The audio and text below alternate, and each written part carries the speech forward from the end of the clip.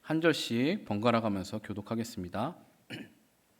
너희 중에 싸움이 어디로부터 다툼이 어디로부터 나느냐? 너희 지체 중에서 싸우는 정욕으로부터 나는 것이 아니냐?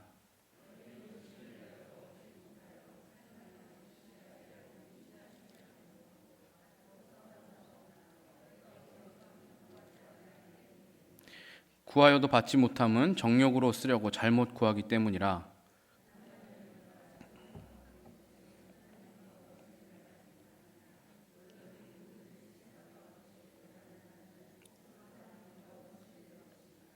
너희는 하나님이 우리 속에 거하게 하신 성령이 시기하기까지 사모한다 하신 말씀을 헛된 줄로 생각하느냐?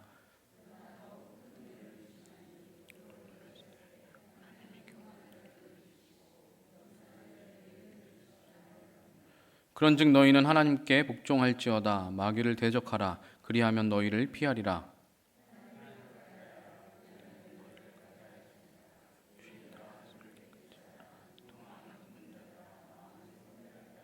슬퍼하며 애통하며 울지어다. 너희 웃음을 애통으로 너희 즐거움을 근심으로 바꿀지어다. 주 앞에서 낮추라. 그리하면 주께서 너희를 높이시리라. 아멘. 요즘 TV나 인터넷 등의 매체를 보면 우리의 욕심과 정욕을 자극하고 부추기는 것들이 굉장히 많이 있습니다. 특히 요즘 TV에서 하는 프로그램들 보면 리얼리티 프로그램이다라고 해서 그 연예인들의 자기의 실생활 환경을 공개하는 그런 이제 내용들이 많은데요. 집안에 있는 냉장고 보여주면서 자기가 평소에 뭐 먹는지 이런 걸 보여주기도 하고, 내가 자주 찾아가는 단골 음식점 가가지고 거기서 맛있게 먹는 모습도 보여주고, 혹은 본인이 쓰고 있는 그 물건들, 그래서 그게 좀 신기하고 특별하고 좀 좋은 물건이면 사람들도 그것을 막 따라서 사고 하는 그런 일들이 일어나죠. 그리고 이런 심리들을 이제 전략적으로 활용한 게 보통 PPL 광고라고 해서 아닌 척하면서 광고 후원 받은 물건을 쓱 드라마나 프로그램에서 보여주는 거죠. 그래서 보통 왜 토크쇼나 그런 데서도 음료수 하나씩 있잖아요. 상표가 보이게 이렇게 딱 돌려놓잖아요.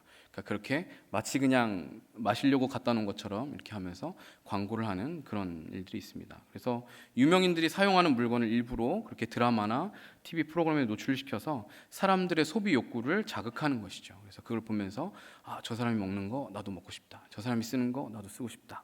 이런 마음들을, 우리의 마음의 욕심을 자극하는 거죠. 그래서 선망의 대상인 연예인이 어떤 드라마에서 입은 옷이 방송에 나가면 그 다음 주에 그 옷이 어떻게 되죠? 완판되잖아요. 매진되고 막 없어서 못 팔고, 그런 현상들이 일어납니다. 전에는 이제 한 연예인이 혼자 사는 프로그램 거기에 나와가지고 대낮에 이제 곱창집에 가서 곱창을 아주 맛있게 먹으니까 전국적으로 곱창집이 아주 난리가 났었죠. 호황을 누리는, 때 아닌 호황을 갑자기 막 그냥 점심 때 곱창을 맛있게 먹었을 뿐인데 그 TV 방송을 보고 그 연예인이 먹은 그 집도 완전 대박이 나고 전국에 있는 이제 모든 곱창 가게들이 아주 그냥 난리가 났었던 적이 있었습니다. 요즘 가장 인기 있는 방송 콘텐츠가 뭘까요? 먹방, 이런 말 이제 많이 하잖아요. 제가 잘할 수 있는 거이기도 한데 잘할 수 있을 것 같은데 제가 하면, 이 먹방인데 사람의 가장 기본적인 욕구를 자극하고 부추기죠. 저도 예전에 청소년부에 사역할 때 우리 청소년 아이들이 먹방을 많이 본다 그래서 그게 뭘까? 난 먹는 거 구경하는 게 뭔 재미야? 그러고서는 한번 밤에 유튜브를 찾아서 봤어요. 새벽 2시, 3시까지 보게 되더라고요. 깜짝 놀랐어요. 중독성이 그만큼 있어요. 그래서 우와, 맛있겠다, 먹고 싶다, 막 이런 욕구가 계속해서 자극되는 거예요. 그래서 그걸 보면서 저거 먹으면 맛있을까? 저것도 맛있어 보이는데? 또 그거 찾아보게 되고 계속해서 연이어서 막 보게 만드는 거죠.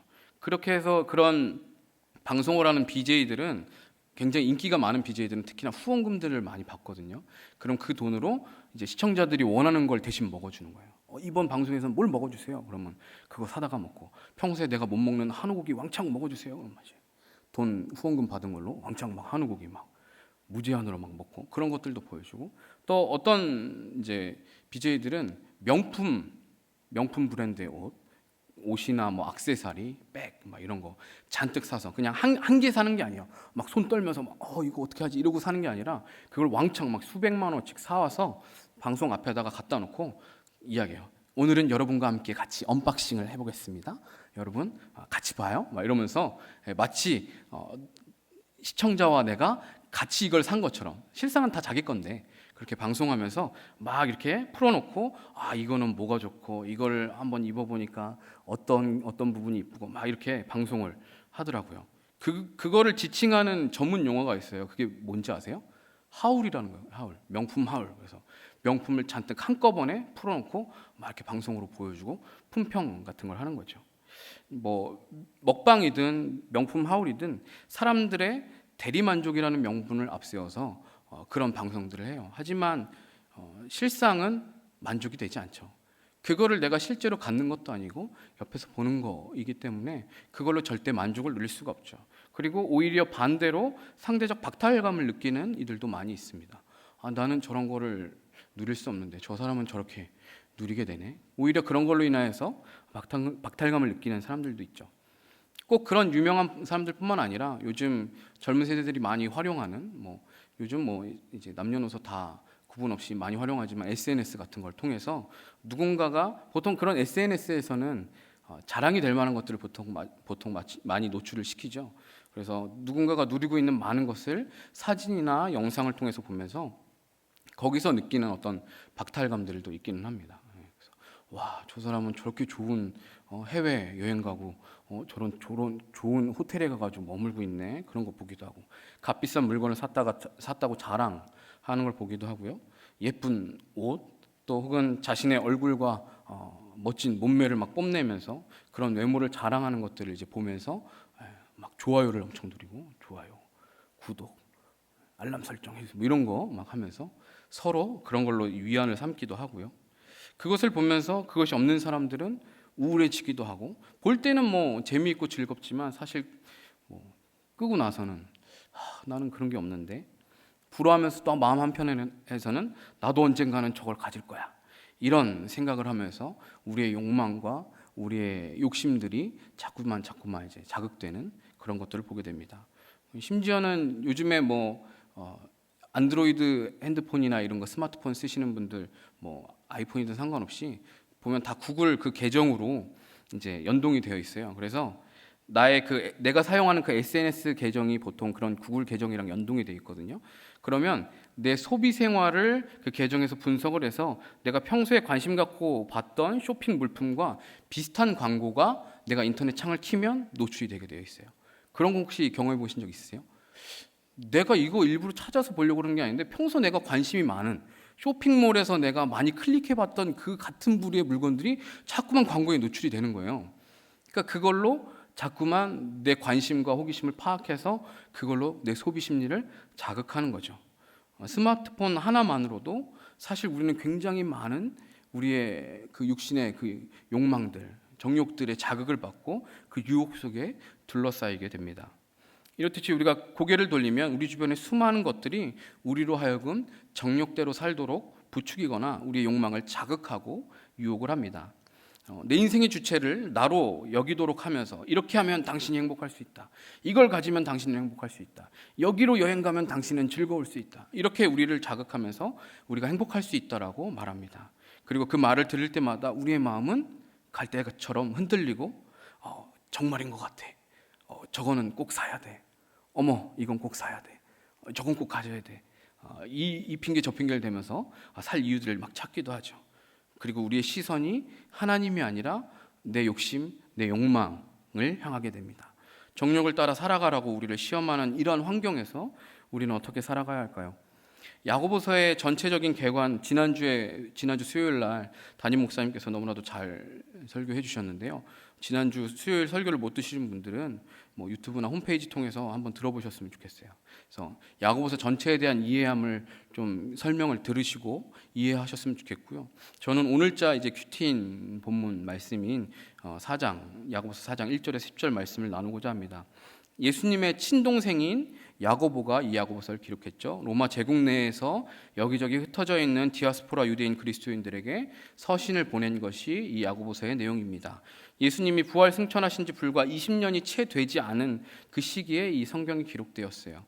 그 예수님이 승천하신 지 얼마 안 된 그 시기에는 스데반 집사의 순교 이후부터 본격화되기 시작했던 그리스도교에 대한 유대교의 대대적인 박해로 인해서 많은 유대인 그리스도인들이 흩어지게 되었어요.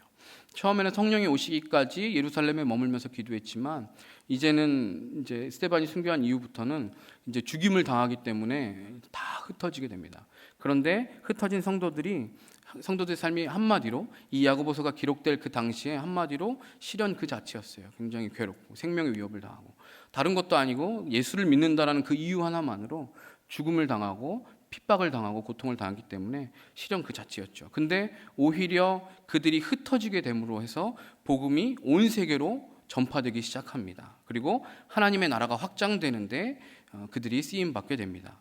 그런데 시간이 지나면서 흩어지게 된 유대인 그리스도인들 사이에서 점차 문제가 발생하기 시작하는데, 외적으로는 유대교를 신봉하는 그 동족 유대인들의 핍박이 그치지 않았던 것이고, 내적으로는 서로 사랑하면서 자기의 것을 다 내놓았던 그 아름다운 공동체였던 예루살렘의 초대교회의 그 모습과 달리 이제는 변질되기 시작하는 거예요. 서로를 비방하고 판단하고 가난한 자들을 무시하고 교회 안에서 차별하는 모습이 나타나게 된 것입니다.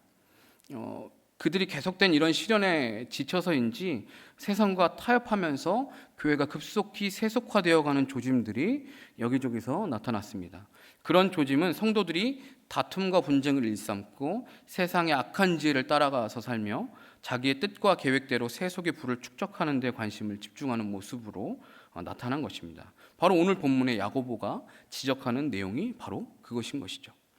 그런 세속화된, 즉 정욕을 따라 살아가는 그리스도인들에게 야고보는 역설적으로 행함을 강조하면서, 원래는 믿음으로 구원을 얻는 거잖아요. 우리의 행함으로, 우리의 의로 구원받는 게 아니라 행함으로 구원받는 게 아니라 우리의 믿음으로 구원받는 것인데, 야고보는 역설적으로 행함을 강조하면서 이신칭의를 왜곡시키는 자들로부터 이신칭의 교리를 오히려 보완하는 거죠. 보완하고 믿음과 행위의 균형을 이루어야 하는 것을 강조하는 게 야고보서의 주제입니다.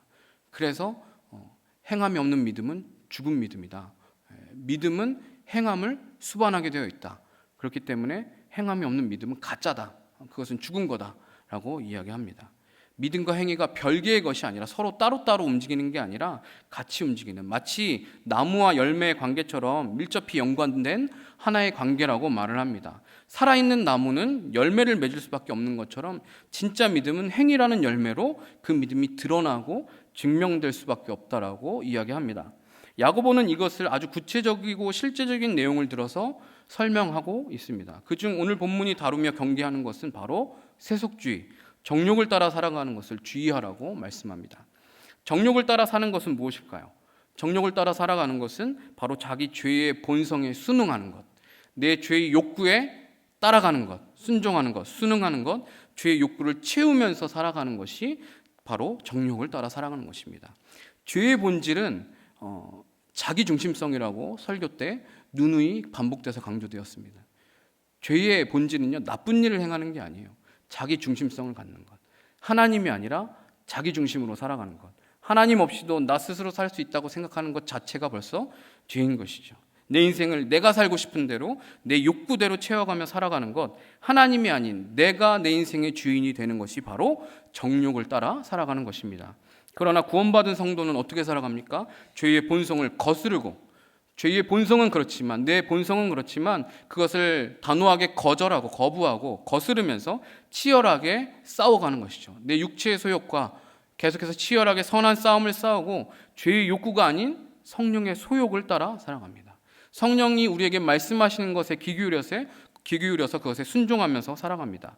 자기 중심이 아닌 하나님 중심으로 살아가고, 내가 살고 싶은 대로 사는 것이 아니라 하나님이 원하시는 것이 무엇인지를 묻고 순종하여서 하나님을 내 인생의 주권자로 인정하는 적용을 합니다.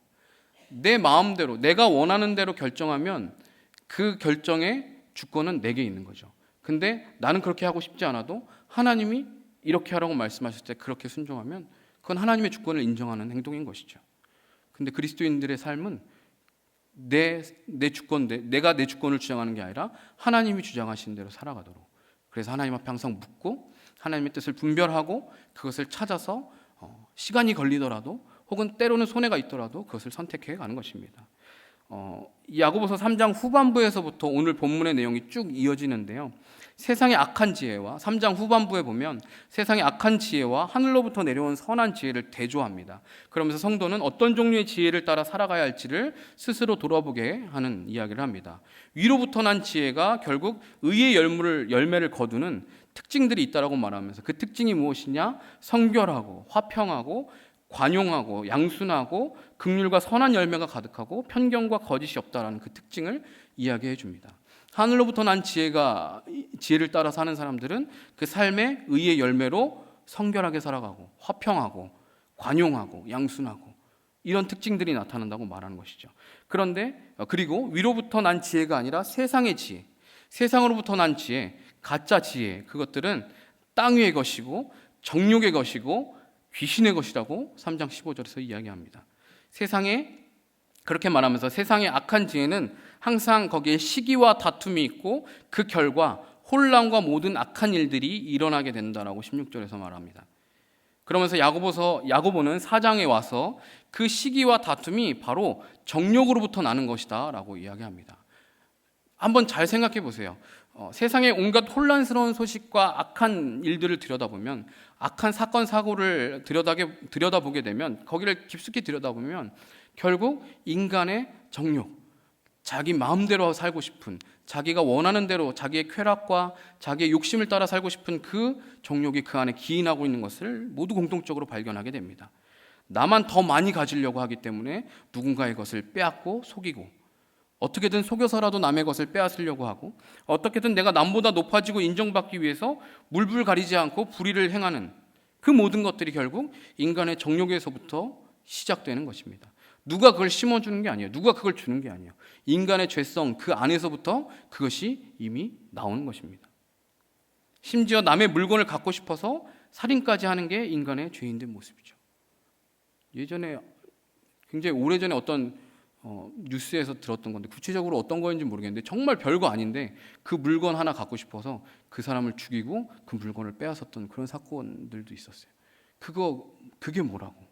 그거 하나를 갖기 위해서 사람을 죽이기도 하는 게 죄인된 인간의 모습입니다. 이미 야고보는 1장 15절에서 욕심이 잉태한 즉 죄를 낳고 죄가 장성한 즉 사망을 낳는다라고 이미 앞에서 이야기했습니다. 그 한 절 앞인 14절에서는 우리가 시험을 받는 이유도 자기 욕심에 끌려 미혹되기 때문이라고 이야기했습니다. 내 욕심 때문에, 그 욕심에 미혹되어서 시험을 받게 되는 것이고, 그 죄로 그 욕심이 내 정욕이 죄를 낳게 되고 그 죄가 나로 사망에 이르게 하는 그 결과를 비참함을 갖고 오게 된다는 이야기를 하는 것입니다. 죄는 결국 우리의 욕심, 우리의 정욕의 결과물입니다. 우리 안에 있는 그 욕심, 하나님 없이 내 욕심대로 내 정욕대로 살고자 하는 그 마음이 우리를 죄로 물들게 만드는 것이죠. 그리고 죄의 결과가 사망인 것입니다. 이런 인간의 이런 정욕과 그 결과를 보여주는 표본적인 인물이 창세기에 나오는 가인이에요. 아담과 하와가 타락한 직후에 인간이 타락하면, 인간이 죄로 물들면, 자기의 정욕대로 살아가면 어떠한 결과를 초래하는지를 가장 단편적으로 보여주는 게 가인이죠. 하나님께서 동생의 제사만 받으시고 자신의 제사를 받지 않으시는 것에 분노해서 동생을 시기하고 결국 쳐서 죽이는 살인을 저지릅니다. 그게 뭐라고? 그게 동생을 죽일 이유인가요? 근데 내가 하나님 앞에 인정받지 못했다라는 그것 때문에, 내가 하나님 앞에 인정받아야 된다는, 내가 내 동생보다 더 인정받고 더 높임받아야 된다는 그 안에 있는 그 정욕 때문에 결국엔 동생을 죽이는 죄를 짓는 일까지 이어지게 되는 거죠. 그게 죄인의 일그러진 모습입니다. 허나 우리는 그렇게 욕심을 내어도, 살인하면서 시기하기까지 해도 결코 만족을 얻을 수 없어요. 살인을 한다고 해서 동생을 죽였어요? 근데 거기서 만족을 얻었었나요? 아니잖아요. 더 불안하고 더 괴롭고 더 죄로 방황하는 삶을 살잖아요. 원하는 것을 얻지 못하기 때문에 다시 또 싸우고 또 다투고, 이러한 죄의 악순환이 굴레가 반복되는 것입니다. 살인처럼 멀리 가지 않아도 우리는 내 작은 욕심과 정욕 때문에 오늘도 다른 이들과 싸우고 부딪히지 않습니까? 이 남자들은 그 작은 자존심, 그 승부욕 때문에 자주 싸우고 부딪히기도 합니다. 저 예전에 이제 친구들이랑 이제 같이 놀러 가면 이렇게 비디오 게임 있어요. 그걸로 이제 축구 게임 막 하는데 지면 막 씩씩거리면서 야 이거 기계가 이상한 거야. 내가 지면 막 열받아가지고 아닌 척하지만 얼굴에 이미 되게 억울하고 화난 게 막 이렇게 막 드러나 있어요. 그래서 야 이거 심판이 매수한 것 같아. 게임인데 기계가 하는 건데 심판이 어떻게 매수를 해요? 근데 막 이거 심판이 매수한 것 같아. 이거 심판이 이상해. 막 이런 이야기하고 야 다시 한 판 해. 내가 이길 때까지 막 쓸데없는 자존심으로 친구랑 얼굴 붉히면서 막 그렇게 싸우고 그게 뭐라고? 친구가 이번에 대기업에 취직한 아들한테 밍크 코트 선물 받은 거 보면 어때요? 축하해 주는 게 아니라 배 아파. 집에 왔는데 우리 아들 놈은 저 앉아가지고 컴퓨터 게임만 하고 있네. 한심스러워가지고 잔소리 한 바가지 하고 야 쟤는 지금 이번에 저기 대기업 들어가가지고 벌써 첫 월급 가지고 엄마한테 밍크 코트 사줬다는데 너 지금 뭐 하는 거야? 끙끙거리면서 막 몸져 눕기도 하고 그게 우리의 모습인 거죠. 그게 정말 그 아이를 생각해서 하는 얘기가 아니라 내 어떤 체면, 내 욕구, 내 정욕이 채워지지 않으니까 그런 부딪힘이 생기는 것이죠. 인간만이 자신의 쾌락과 정욕 때문에 필요 이상으로 먹고 생명을 죽이기도 하는 그런 유일한 존재입니다. 오늘 새벽 설교 때도 이 말씀을 드렸었는데 생명체 중에 인간만이 자기의 필요 이상으로 먹고 자기의 쾌락을 위해서 다른 생물을 살생하는 일을 저지르죠. 아무리 돼지도 자신이 배가 부르면 더 이상 먹지 않아요. 맹수인 사자도 배부르면 사냥하지 않습니다. 그러나 인간만은 배가 불러도 욕심으로 더 먹고 재미로 사냥을 하면서 살생을 하죠. 배불러도 더 먹는다니까 제가 많이 찔리는데요. 정욕으로 살고 싶어 세상을 버타고 새 속에 물들어가는 것이 연약한 우리의 모습이죠. 어떻게든 세상과 가까워지고 거기서부터 얻는 뭔가 달콤해 보이고 멋져 보이는 것들을 얻기 위해서 그렇게 욕심을 따라 정욕을 따라 살아가는 것이 우리의 연약한 모습입니다. 그런데 더 큰 문제는 무엇이냐면 우리가 이렇게 살아가고 행동하면서도 그것이 얼마나 잘못되었는지 모른다라는 사실입니다. 정욕대로 취하려고 하는 것이 결국 아무것도 가질 수 없다라는 사실을, 바람을 손으로 잡으려고 하는 것과 같이 어리석은 일이라는 사실을 우리는 잘 깨닫지 못합니다. 왜냐하면 우리가 자기 스스로도 속이기 때문이죠. 그 정욕을 포장하고 숨겨서 나조차도 그것을 속이는 거죠. 이게 내 정욕에 따라서 선택하고 행동한다는 것을 감추는 거죠. 내 그 본심을 너무나도 잘 숨기면서 합리화하고 정당화하는 것이죠. 그럴 수밖에 없었어. 나는 이렇게 해야만 하는 이유가 있었어. 이렇게 포장하면서 그게 마치 내 욕심과 내 욕망 때문에 그런 것이 아니라 다른 누군가의 핑계 때문에, 심지어는 하나님을 핑계대기도 하고 그럴 때가 우리 안에 있습니다. 말은 내가 하나님의 영광을 위해서 이 일을 한다라고 하면서 실상 속내는 내가 돈을 더 많이 벌고 그래서 쓰고 성공을 자랑하고 싶어하는 그 욕구가 우리 안에 숨어 있습니다. 하나님을 위하지만 기왕이면 내가 돈도 많이 벌어서 내가 편하게 먹고 살고 싶은 마음이 있는데 그걸 애써 숨기는 거죠. 난 하나님 위해서 이걸 하는 거야. 근데 기왕이면 돈도 많이 벌면 좋겠어. 자식이 잘 되길 바라서 내가 이렇게 시간과 물질을 들여가면서 애쓰는 거라고 말하지만 그 안에는 자식을 통해서 내가 못 이루는 것을 대신 성취하려고 하는 욕심이 섞여 있기도 합니다. 심지어 교회에서 하는 봉사조차도 교회를 섬기고 하나님을 위해서 한다고 말하면서도 내가 생색내고 싶고 내가 높아지고 싶은 욕심을 감추고 할 때가 있습니다. 그래서 사람들이 인정해주지 않고 나의 수고가 드러나지 않으면 분노하거나 은근슬쩍 자기가 드러내기도 하는 거죠. 누가 그걸 이야기해주지 않으면 내가 슬쩍 흘리는 거죠. 제가 그런 거 잘하거든요. 그거 내가 했는데 이러면서 아닌 척하면서. 돈을 많이 벌어서 부자가 되는 게 잘못됐다라고 말씀드리는 게 아닙니다. 자식을 위해서 뒷바라지하고 애쓰는 것이 나쁘다라고 말씀드린 게 아니에요. 어떤 일을 행할 때, 그리고 우리가 어떤 말을 할 때 내 마음의 동기가 무엇인지를 점검해야 된다는 거예요. 분명히 우리 마음 안에는 이러한 정욕이 우리의 마음을 사로잡고 도사리고 있기 때문에 이것이 과연 정말 하나님을 위한 것인지, 하나님이 기뻐하시는 것인지, 아니면 그걸로 포장지만 그렇게 포장해 놓고 정말 실상은 내 정욕을 채우는 도구로서 이것을 하고 있지는 않은지 내 마음의 동기를 점검해 봐야 됩니다. 우리는 구원받은 이후 신분으로서는 의인이지만 본성은 여전히 우리가 죄인이기 때문에 하나님을 섬긴다고 하면서 순전하게 하나님을 위한 삶이 아니라 자기 중심적인 정욕을 따라 사는 삶에 눈이 가게 되어 있어요.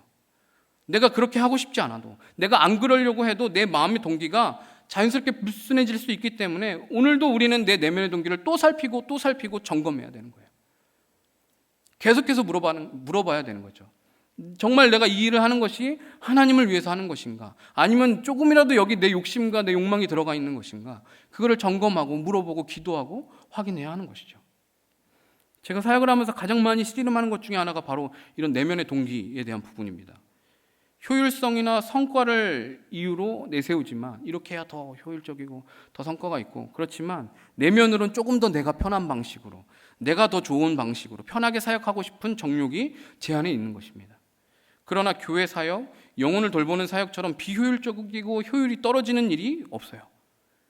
교회가 돌아가는 시스템만 봐도 이렇게 비효율적인 게 없잖아요. 일주일 내내 텅텅 비어있고 주일날만 바글바글하고, 이렇게 비효율적으로 건물 쓰는 데가 어디 있어요? 교회밖에 없거든요. 변화되지 않는 그 영혼을 향해서 포기하지 않고 계속 말씀을 선포해야 돼요. 꿈쩍도 하지 않는 이들을 때로는 격려해야 되고 때로는 책망하기도 하면서 움직이게 해야 돼요. 교육부서에 있는 우리 아이들이 교회에 오는 것이 즐겁고 신앙생활이 행복하게 하려면 사역자들과 교사들이 고생을 많이 할수록 애들은 행복해요. 그런데 그렇게 하고 싶지 않은 거죠. 내가 편하게 하고 싶고 내가 조금 더 쉽게 하고 싶은 그 욕망이 유혹합니다. 날 위한 시간 포기해야 되고 내 돈을 쓰면서 고생해야 되기도 하고, 간식을 하나 아이들에게 먹여도 조금이라도 더 많이 좋은 간식 알아보고 그렇게 노력하고자 할 때 우리 아이들은 교회 오는 게 더 즐거워지고 신앙생활하는 게 더 행복해지는 건데, 그냥 내 편한 것 위해서 내 것 포기하고 내 것 희생하는 거 하고 싶지 않아서 그 선택을 하지 않고 내가 편한 것들, 내 정욕을 따라 선택할 때가 있습니다. 자꾸만 내가 편한 방식으로 내가 좋은 대로 하고 싶은 마음과 마주하게 됩니다. 적당히 타협하고 싶어집니다. 그러나 그것은 내 정욕인 것이죠. 내 욕심을 따라 하는 것이죠. 그렇게 하는 게 비효율적이고 어떤 눈에 보이는 효과가 적어 보인다 할지라도 한 영혼을 구원하기 위해서, 한 마리 양을 찾기 위해서 99마리를 들에 내두고 찾으러 가잖아요.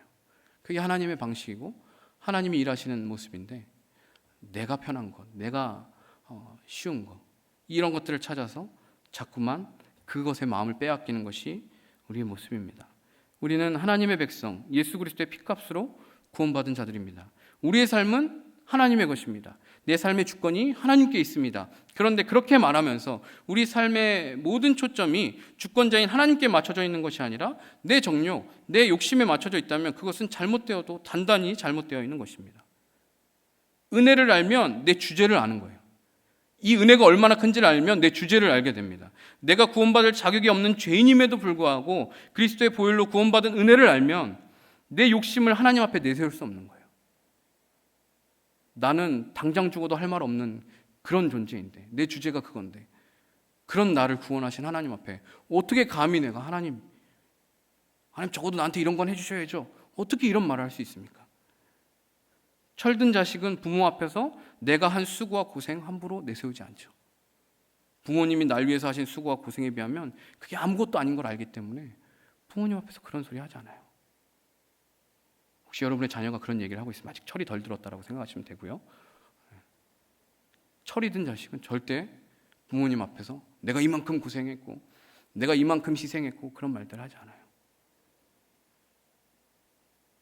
그래서 아직 덜 성숙한 신앙의 초기에는 욕심을 가지고 구할 수도 있어요. 기도할 때 하나님 저 좀 부자 되게 해주세요. 그럼 기도할 수 있죠.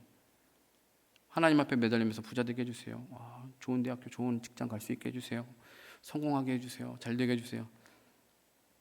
그렇게 기도할 수 있어요. 이런 기도가 어린아이와 같은 신앙일 때는 이해될 수 있습니다. 그렇게 구하는 게 악하거나 나쁜 것도 아니고요. 그게 악한 기도는 아니에요. 잘못된 건 아니에요. 오해하지 마세요. 또 이렇게 이야기했다고 해서 그런 기도하는 사람들 정지하네 이렇게 생각하지 마시고, 그게 악하거나 나쁜 것은 아니에요. 그런데 믿음이 성숙해서 하나님 아버지의 마음을 아는 신앙으로 자라가면 성숙한 철든 아이가 되면 아버지의 마음을 헤아리는 거예요. 어머니의 마음을 헤아리는 거예요. 하나님께서 제 삶에 원하시는 것이 무엇인지 제가 알고 싶습니다.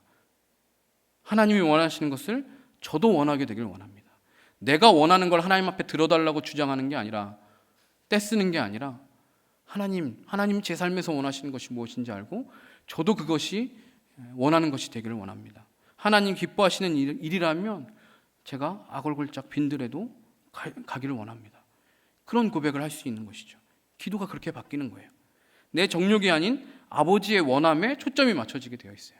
내가 원하는 것에서 아버지가 원하시는 것이 무엇인지, 나에게 은혜를 베푸시고 구원하신 하나님의 나에게 원하시고 바라시는 것이 무엇인지에 관심이 가고 초점이 맞춰지게 됩니다.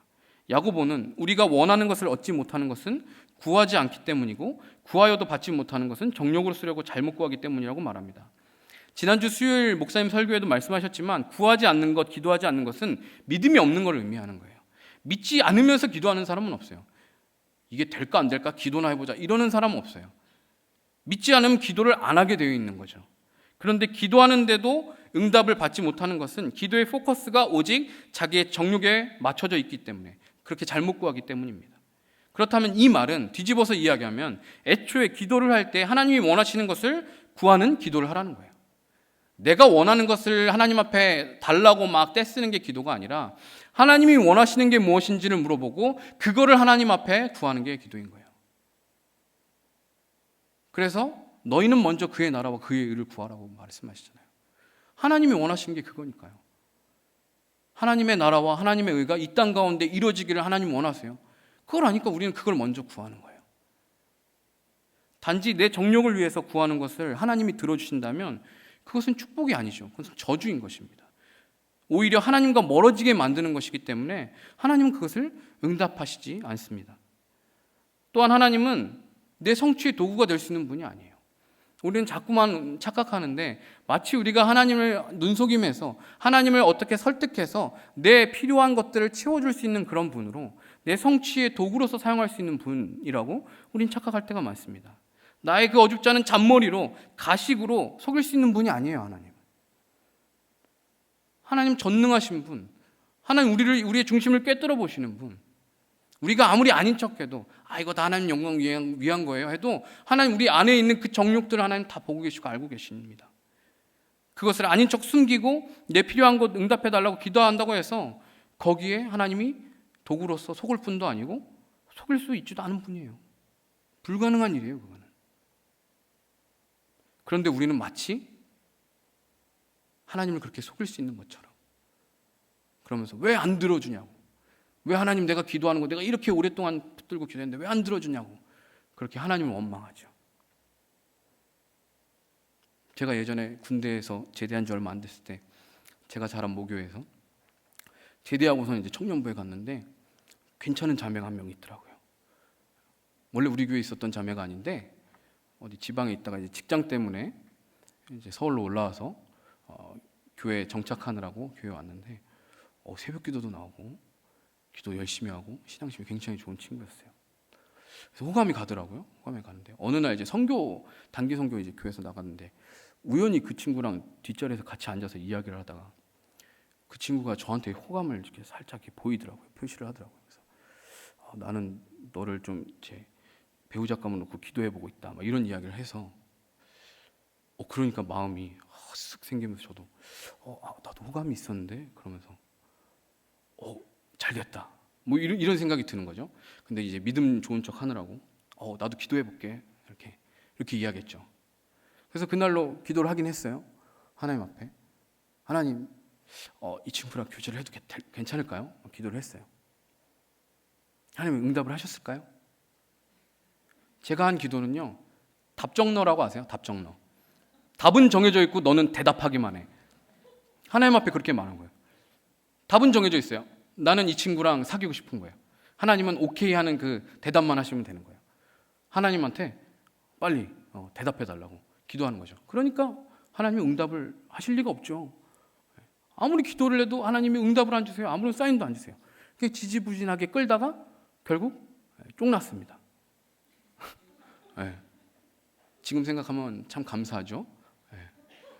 그때 제가 저의 정욕대로 기도를 오해하면서 저의 정욕을 따라서 그렇기 때문에 응답이 되지 않은 건데, 그거를 그냥 다 무시해버리고 제 정욕대로 했다면 지금 저희 좋은 배우자를 만나지 못했겠죠. 지금이 감사하다는 이야기예요. 포커스를 과거로 두지 마시고 지금에 두시면 되겠습니다. 야고보는 정욕을 따라 사는 것은 결국 세상과 벗되는 것이고, 그것은 바로 하나님과 원수되는 것이라고 굉장히 강한 어조로 이야기해요. 결국 내 정욕대로 사는 것은 세상과 친구가 되는 것이다. 근데 세상과 친구가 된다는 것은 무슨 의미냐? 하나님과 원수지간이 된다는 것이다. 세속에 물들어서 내 정욕대로 즐길 것 다 즐기고 소유하고 성취하면서 구원을 같이 이룰 수 있을까요? 그런 일은 절대 불가능합니다. 그래서 구원에 이르는 길은 좁은 길이라고 성경에서 말씀하고 있고, 예수의 제자는 자기 십자가를 지고 예수님을 따라가야 된다라고 말씀합니다. 구원은 쉬운 게 아니에요. 좁은 길로 가야 하고 십자가를 지고 가야 합니다. 내가 즐길 거, 내 정욕대로 살 거 다 살고 누리면서 구원도 받을 수 있는 것, 그거는 절대로 같이 물과 기름이 섞일 수 없는 것처럼 절대로 동시에 이루어질 수 없는 일인 거죠. 로마서 12장 2절에는 너희는 이 세대를 본받지 말고 오직 마음을 새롭게 함으로 변화를 받아 하나님의 선하시고 기뻐하시고 온전한 뜻이 무엇인지 분별하도록 하라 라고 말씀합니다. 세속에 물들지 않고 세상과 버타지 않고 마음이 변화된 성도는 내 정욕이 아닌 하나님이 기뻐하시고 하나님의 선하시고 기뻐하시고 온전한 뜻이 무엇인지를 찾아보게 되어 있어요. 그것을 분별해서 세상 풍조를 따라가지 않고 하나님의 선하시고 기뻐하시고 온전하신 뜻이 무엇인지 분별해서 찾아내고 그대로 순종하는 삶을 살아갑니다. 가나안에 정착한 이스라엘 백성들은 목축업에서 농경사회로 변화되면서 바알 숭배라는 그 유혹에 빠지게 됐어요. 이미 가나안에 정착하고 있었던 가나안 거민들은 이미 바알 아세라를 섬기고 있었어요. 농사의 신, 비를 내리는 능력이 있는 신. 그래서 농사에는 그 비가 절대적인 거잖아요. 그렇기 때문에 바알 신을 섬겼어요. 농경 사회로 가야 되니까 농사를 짓는 노하우를 갖고 있는 사람들 보니까 바알 신에게 막 절하고 제사하고 그래요. 우리도 저렇게 하면 농사가 잘 되려나?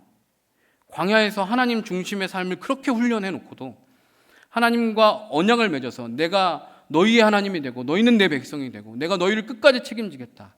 너희는 내 백성이다. 그러면서 그 언약의 표징으로 할례도 행하고 하나님의 능력으로 만나와 메추라기로 40년 동안 광야에서 먹고 마시고 하는 것들을 경험해 놓고도 그것을 배웠음에도 세상과 벗되고자 하는 그 유혹을 뿌리치지 못하죠. 이것은 이스라엘이 하나님을 버리고 바알만을 섬겼다라는 걸 말씀드리는 게 아니에요. 여호와도 섬기지만 바알도 섬겼어요.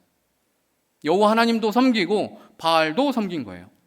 여호와 하나님과 바알 사이에 마치 양다리를 걸치고 있는 것처럼 두 쪽에 다 양다리를 거치고 하나님도 섬기고 이때는 하나님 찾고 이때는 바알 찾으면 되겠지, 이러한 태도로 양다리를 걸치고 있는 것이죠. 마치 결혼을 했는데 다른 이성과 부적절한 관계를 맺는 거예요. 그러면서 난 이혼 안 했으니까 지킬 건 지킨 거야 라고 그렇게 착각하는 그런 이상 말도 안 되는 소리 하는 것과 똑같은 거죠. 내가 혼인한 내 배우자와 외의 다른 관계를 맺게 되면 그것은 죄인 거죠. 그런데 나는 이혼까지 안 갔으니까 난 지킨 거야. 그러나 앞에서 말씀드렸죠. 하나님을 속일 수 없는 분, 하나님 감히 우리가 어떻게 해서 우리의 어떤 성취의 도구로 삼을 수 없는 분이라고 말씀드렸는데, 또 한편으로 하나님은 우리가 세상과의 그 사이에서 양다리를 걸칠 수 있는 분이 아니에요. 하나님이 그렇게 호락호락하신 분이 아닙니다. 양다리를 걸치면 적당하게 하나님이 좀 용서해주고 봐주고 이런 분이 아니십니다. 하나님 우리의 신랑이세요. 우리는 신부라고 말합니다. 교회된 우리는 하나님의 그리스도의 신부라고 말하죠. 우리를 사랑하셔서 우리와 혼인하셨어요. 모든 걸 우리에게 다 주셨습니다. 우리의 사랑을 하찮은 우상에게 빼앗기는 것을 그대로 두고 보실 분이 아니에요, 하나님은. 그래서 5절에 보면 너희는 하나님이 우리 속에 거하게 하신 성령이 시기하기까지 사모한다 하신 말씀을 헛된 줄로 생각하느냐. 우리가 세상과 벗하면 우리 안에 계시는 성령이 시기하기까지 사모하시는 거예요. 그걸 그냥 두고 보실 수 없는 거예요. 하나님 질투하는 하나님이세요. 이게 하나님에 대한 어떤 성품과 배치되는 것 같잖아요. 근데 하나님은 무섭도록 질투하시는 분이세요. 우리가 큐티인에서 야고보서 그 전에 묵상했던 본문이 아가서 본문이죠. 아가서 맨 마지막 8장에 보면 사랑은 죽음같이 강하고 질투는 수울같이 잔인하며 불길같이 일어나니 그 기세가 여호와의 불과 같으니라. 이렇게 말씀해요. 하나님의 사랑은 죽음같이 강하고 그 사랑이 얼마나 강한지 죽음같이 강하고 그 질투는 수울같이 잔인하다고, 지옥처럼 잔인하다고 말해요. 하나님은 우리가 그분께로 돌이키기까지 우리의 사랑을 절대로 포기하지 않는 분이세요. 우리가 매를 맞고 돌이키게 하는 한이 있어도 하나님 우리를 포기하지 않으세요. 그걸 보여주는 게 이스라엘의 역사인 거잖아요. 나라가 멸망되기까지 하나님은 그렇게 해서라도 돌아온다면 그 사랑을 포기하지 않는 분이에요. 그만큼 질투하시는 분이세요. 고집쟁이 그 야곱을, 어떻게 해서든 하나님을 이겨먹으려고 하는 그 야곱을 하나님이 환도뼈를 꺾으셔서 항복하게 만드시는 분이 하나님이신 거예요. 그러므로 우리는 그 질투의 불길 앞에 내가 데이기 전에 세상과 버타는 게 아니라 오직 우리 하나님 앞에 더 가까이 나아가야 하는 것입니다. 세상과 버타지 않고 하나님께 나아가는 자에게 하나님은 더 큰 은혜를 주신다라고 6절에서 말씀합니다. 하나님이 교만한 자를 물리치시고 겸손한 자에게 은혜를 주신다는 것은 하나님 없이 살 수 있다고 여기면서 정욕을 따라 살아가는 사람들은 물리치시지만 내가 죄인임을 인정한다면, 내가 죄인임을 인정하고 하나님 없이 살 수 없다고 은혜를 구하는 자들은 하나님이 그들에게 그냥 적절한 은혜가 아니라 더 큰 은혜를 부으신다는 것이죠. 그래서 오늘 본문의 결론 부분에 이르르면 하나님께 복종할지어다 라고 이어집니다. 정욕을 따라 사는 것의 반대는 하나님의 말씀에 순종하면서 사는 거예요. 내가 갖고 있는 내 기준, 내 생각, 내 정욕을 따라서 선택하는 게 아니라 하나님의 말씀의 기준에 따라서 선택하는 거예요. 순종하는 거예요. 그래서 정욕을 따라 사는 것의 반대는 하나님의 말씀에 순종하며 사는 것. 그리고 하나님을 가까이 하라고 또 말씀합니다. 세상과 버타여서 사는 것의 반대는 하나님을 가까이 하는 거예요. 하나님을 가까이 하면 세상과 멀어지는 거죠. 두 명령 사이에 보면 마귀를 대적하라라는 표현이 나와요. 그 명령은 사단아 물러가라, 대적 기도를 하라는 말을 하는 게 아니에요. 물론 그렇게 적용해도 틀리지는 않겠지만 적극적으로 내 정욕을 물리치라는 거예요. 죄를 쫓아가는 내 그 육체의 정욕을 적극적으로 담대하게 물리치고 거스르고 하나님의 말씀을 따름으로 마귀의 유혹을 물리치고 마귀를 대적하라는 그런 의미인 거예요. 하나님을 가까이 하면, 말씀에 순종하면 마귀는 멀어지게 되어 있어요. 우리가 굳이 마귀야 물러가라 하지 않아도 내가 말씀 가운데 순종하면, 말씀대로 살아가면, 하나님의 말씀에 따라가면, 하나님을 가까이 하면 마귀는, 세상은 멀어지게 되어 있습니다. 반대로 하나님을 멀리하고 말씀에 불순종하면 마귀와는 가까워지게 되는 것이죠. 결국 성도의 삶은 육체의 정욕을 따라 둔감하게 그 육체의 그 유혹에 홀려서 따라가는 것이 아니라 그냥 내가 마음이 원하는 대로, 그런 표현 많이 하죠. 너 마음 가는 대로 해. 굉장히 위험한 말인 거예요. 그 내 육체의 정욕을 따라 내 마음의 그 둔감하게 그 유혹에 홀려서 따라가는 것이 아니라 나의 뜻을 하나님의 말씀과 하나님의 뜻 아래에 굴복시키는 적극적인 태도로 사는 게 성도의 삶인 것입니다. 또한 하나님을 가까이 하라는 것은 죄를 멀리하고 내 마음의 동기에 숨어있는 정욕을 민감하게 분별하여서 걸러내서 죄에서 즉각적으로 돌이키고 회개하는 태도를 말하는 거예요. 내가 그 정욕에 현혹되어서 유혹되어서 내가 죄의 선택을 하고 있었다면 즉각적으로 돌이키고 회개하고 하나님께 은혜를 구하고, 그것이 하나님을 가까이 하는 자의 삶인 것입니다. 야고보는 당시 하나님과 세상 사이에서 두 마음을 품었던 그 디아스포라 유대인들, 그리스도인들에게, 구약으로 따지자면 하나님과 바알 사이에서 양다리를 걸쳤던 그 성도들에게, 야고보서 마지막 부분에도 그 엘리야의 그 예화가 나오지만 엘리야가 갈멜산에서 하나님의 불이 내려오는 그 기적을 사람들 앞에, 백성들 앞에, 그때 아합 왕만 있었던 게 아니에요. 바알 선지자들만 있었던 게 아니에요. 모든 백성들이 그것을 봤어요. 근데 백성들이 그걸 봐놓고도 하나님을 선택하지 않는 거예요. 바알이 가짜라는 게 증명됐는데도 불구하고 하나님을 선택하지 않고 그 사이에서 그 양다리를 걸친 상태에서 우왕좌왕하고 있는 거예요. 그러한 그 백성들에게, 그 성도들에게 오늘 야고보가 손을 깨끗이 하고 마음을 성결하게 하라고 촉구합니다.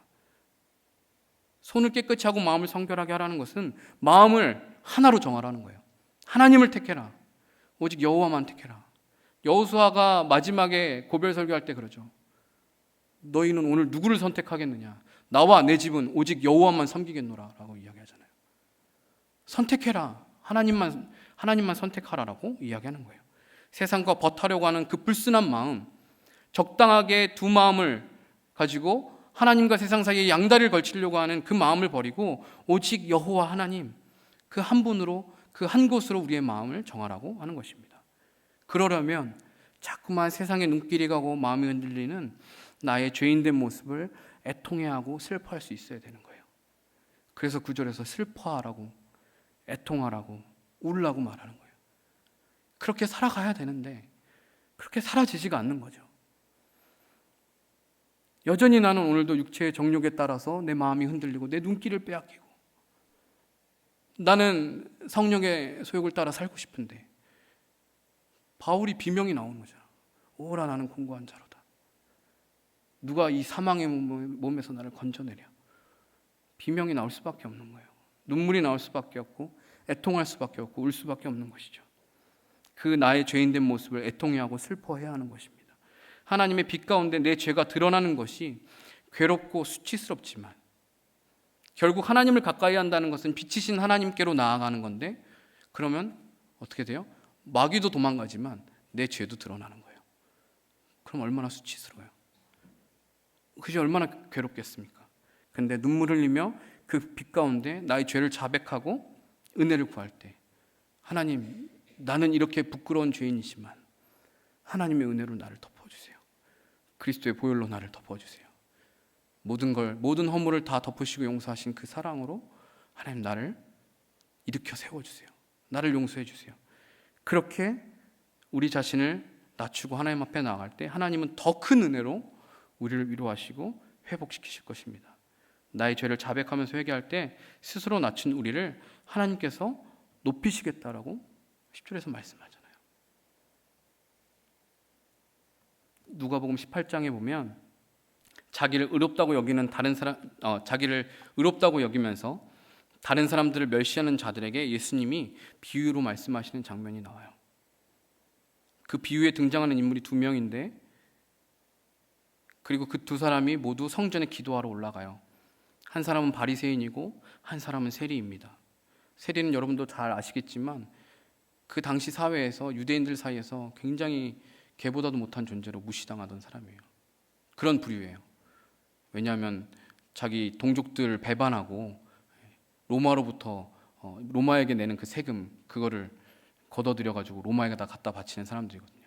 그때 적절하게 자기들 필요한 것들도 갖다가 더 걷어가지고, 그러니까 동족의 피를 빨아먹는 나쁜 부류의 사람들이었던 거죠. 그래서 세리는 사람 취급도 해주지 않았어요. 그리고 아예 상대도 해주지 않았죠. 같이 식탁에서 밥 먹지 않았어요. 근데 그런 세리, 한 명은 바리새인이고 한 명은 세리입니다. 바리새인은 서서 따로 기도하면서 자기의 일을 드러내요. 하나님, 저는 일주일에 2번 금식하고 11조를 냈고 저 세리와 같지 않은 것을 감사합니다. 막 이렇게 자랑스럽게 기도해요. 그런데 세리는 어떻게 기도하죠? 누가복음 18장 13절, 세리는 멀리 서서 감히 눈을 들어 하늘을 쳐다보지 못하고 다만 가슴을 치며 이르되 하나님이여 불쌍히 여기소서 나는 죄인이로소이다 하였느니라. 예수님은 바리새인이 아니고 이 세리가 하나님께 의롭다 하심을 받고 집으로 내려갔다라고 말씀하세요. 자기를 낮춘다라는 것은 내가 죄인인 것을 인정하고 오늘도 세상 정욕에 흔들리고 세속에 물들려고 하는 그 내 모습을 애통하고 슬퍼하며 하나님의 은혜를 구하는 것입니다. 어떻게든 내 의지와 내 의를 가지고서는 착한 일을 하고 죄를 짓지 않은 것을 자랑스럽게 여기면서 하나님, 나 축복받을 자격 있죠. 나 구원받을 자격 있죠. 이렇게 말하는 게 아니라 하나님, 나는 오늘도 이 작은 그 정욕에 흔들려서 오늘도 죄를 짓고 넘어지는 연약한 죄인입니다. 감히 하나님 쳐다보지 못하고 가슴을 치면서 나는 죄인입니다. 나를 불쌍히 여기소서.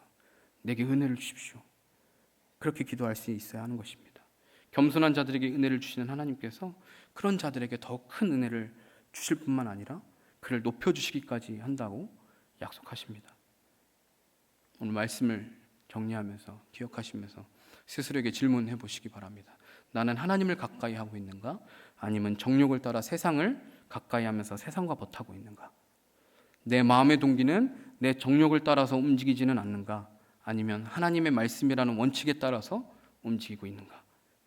그렇게 매일 나의 정욕을 거슬러서 하나님 앞에 묻고 애통하며 기도하고 그 말씀에 순종하는, 그래서 마귀를 대적하고 하나님을 가까이 하는 저 여러분 되기를 주님의 이름으로 부탁드립니다. 함께 찬양하고 기도하겠습니다.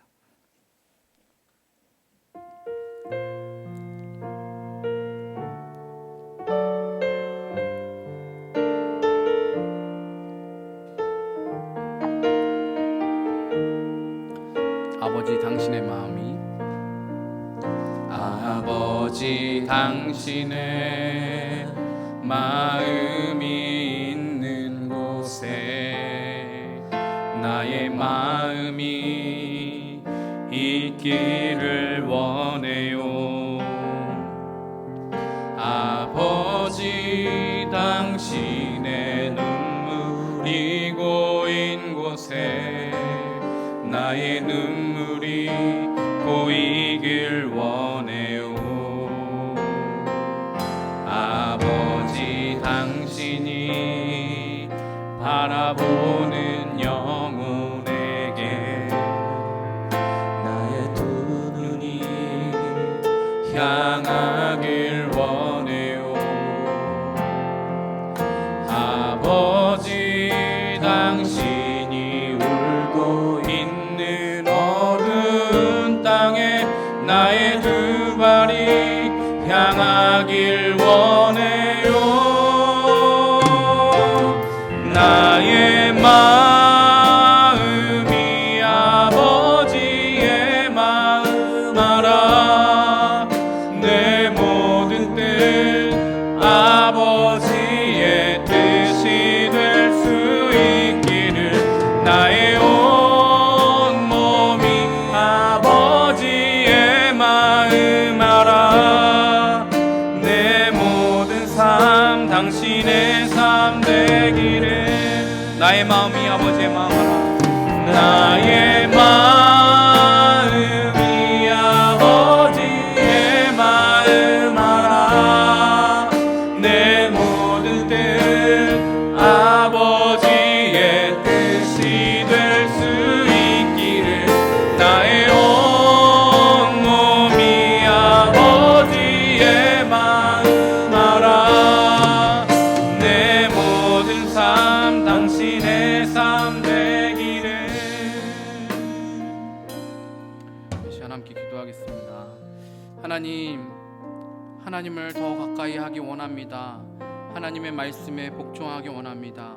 세상과 버타는 것이 아니라, 정욕대로 살아가는 것이 아니라, 하나님, 그렇게 하나님의 말씀에 순종하며 하나님의 그 마음을 알아 살아가기를 원합니다. 하지만 하나님, 우리는 오늘도 우리의 정욕 앞에, 또 세상의 유혹 앞에 마음이 흔들리고, 또 우리의 시선이 하나님이 아닌 다른 것들에게로 옮겨가는 그런 연약한 자들입니다.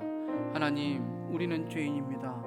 주님, 우리를 불쌍히 여기시고 은혜를 부어 주시옵소서. 내가 주의 말씀대로 살아갈 수 있는 능력을 주시고, 내 의지와 내 노력으로 할 수 없는 하나님 그 은혜대로 살아가고 성령의 그 음성을 따라가는 삶을 살아갈 수 있도록 주님 나를 도와주시옵소서. 하나님, 우리를 불쌍히 여겨주시옵소서. 오늘도 하나님 주의 말씀을 통하여서 하나님의 계획과 하나님의 뜻을 분별하여서 하나님, 나의 마음이 하나님의 마음과 같게 되고 내 삶이 하나님이 원하시는 삶이 될 수 있기를 원합니다. 우리를 그런 삶 가운데로 인도하시고 붙들어 주시옵소서. 함께 기도하겠습니다. 사랑과 은혜의 하나님, 우리가 하나님의 마음을 더 깊이 알기 원합니다. 주님께로 가까이 나아가며 하나님, 주님을 가까이 하며 주의 말씀을 아버지 안에 복종하며 살아가는 삶이 살기를 원합니다. 하지만 하나님, 우리는 하나님 오늘도 여전히 아버지 하나님, 우리의 육체의 정욕을 따라 하나님 세상의 유혹을 따라 우리의 마음이 흔들리고 아버지 하나님, 우리의 시선이 하나님이 아닌 다른 것들에게 옮겨질 때가 얼마나 많은지요. 하나님, 내가 아버지 주의 뜻을 따라 살겠다라고 다짐하면서도 오늘도 여전히 또한 죄 앞에 무너지는, 아버지 죄의 유혹 앞에 무너지는 우리의 자신을 발견합니다. 하나님, 우리를 불쌍히 여겨주시옵소서. 하나님, 우리는 죄인입니다. 하나님, 우리는 하나님의 은혜를 받을 자격도 없는 죄인들입니다.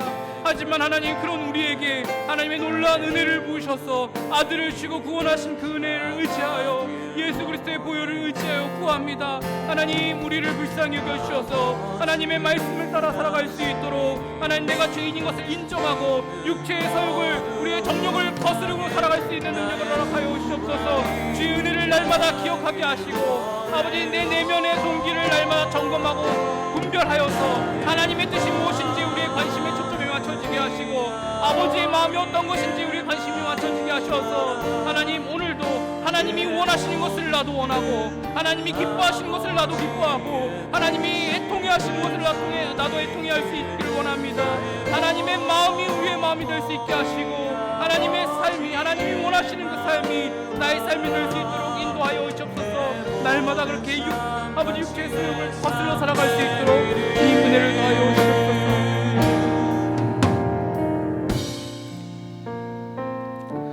은혜의 하나님,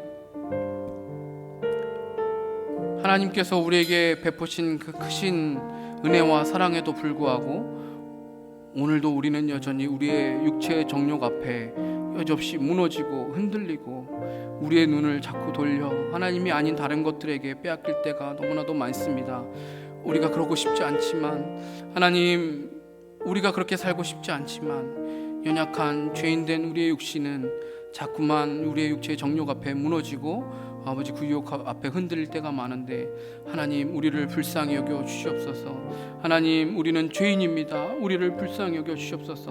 하나님의 은혜가 아니면, 하나님이 우리를 가까이 하시지 않으시면 우리는 살 수 없습니다. 주의 말씀이 아니면 우리는 살아갈 수 없습니다. 하나님, 우리가 그것을 알고 오늘도 우리의 육체의 정욕을 거스를 수 있는 그 힘을, 그 능력을 우리에게 허락하여 주시옵소서. 우리 안에 계신 성령의 그 음성에 민감하게 반응하게 하시고, 하나님의 뜻을 민감하게 잘 분별하여서 세상 풍조를 따라가지 않고, 아버지, 세상의 것들을 본받지 아니하고 세상과 버타지 않고 하나님을 더 가까이 하고 주의 말씀 앞에 순종할 수 있도록 주님 도와주시옵소서. 그렇게 오늘도 말씀에 복종하고 마귀를 대적하는, 하나님을 가까이 하는 우리 모두가 될 수 있도록 인도하여 주시옵소서. 이제는 우리 주 예수 그리스도의 은혜와 하나님 아버지의 크고 놀라우신 사랑과 성령 하나님의 위로교통 충만하심이 하나님을 가까이 하기로 결단하며 매일매일 나의 정욕을 거슬러 성령의 소욕을 따라 살아가기로 결단하는, 주의 말씀을 순종하며 하나님께로 더 가까이 나아가기를 소망하고 결단하는 사랑하는 성도들 머리머리 위에 이제로부터 영원토록 함께 있을지어다. 아멘.